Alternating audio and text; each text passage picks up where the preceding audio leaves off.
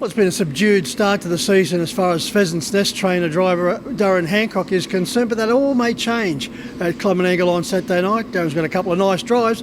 Caught up with Darren to get his thoughts.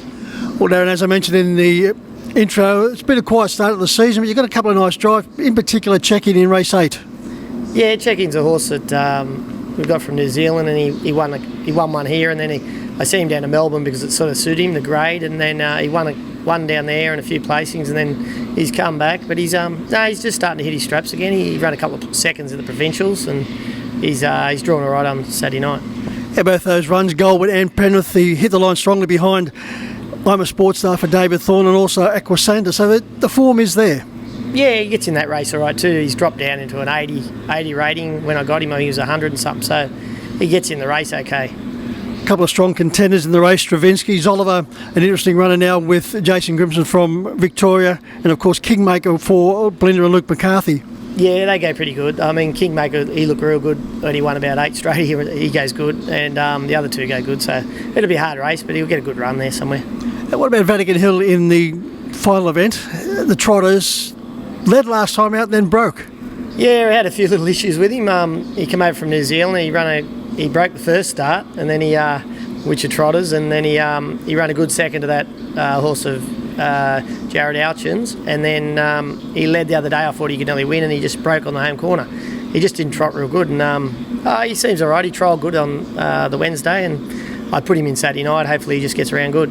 Yeah, Doff the Cap is the horse in question from Jared's stable, and they do have a very high opinion of him. Yeah, this is a little horse, just a nice little horse on the right grade, and he's a good stand horse, so that's mainly why we got him, just to race here Saturday nights to sort of fill the void of Drop the Hammer. He's been in the paddock, so yeah.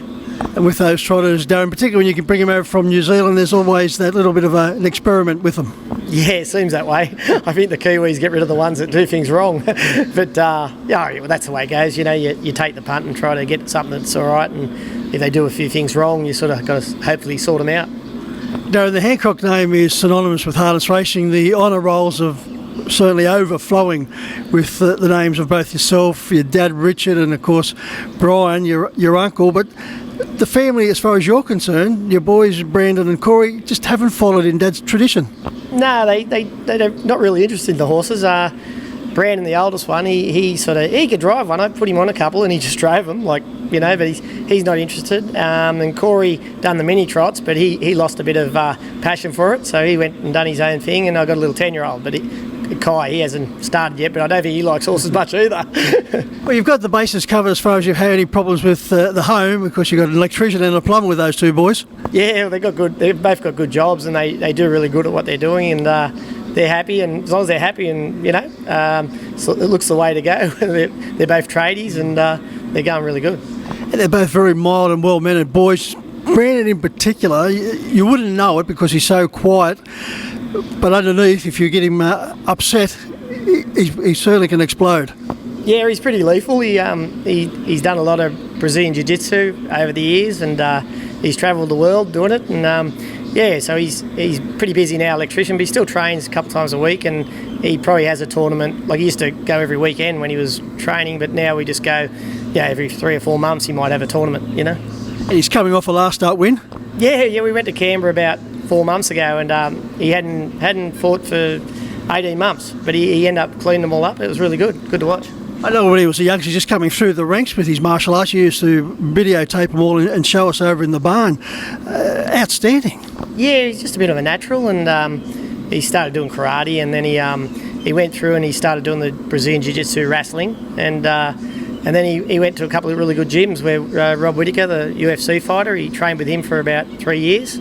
So yeah, he's come through the ranks good, and he's a good boy, You're a very quiet, unassuming character, so how did you get interested in martial arts?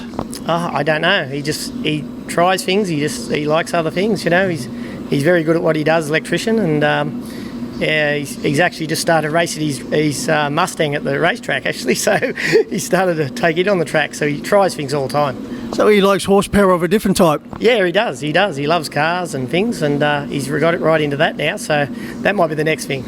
How's Uncle Brian going over there in the stables? Yeah, he's good. He's a pretty good strapper. He's behaving himself, so he's going pretty good. Darren, always great to catch up with you. Yep, thanks a lot.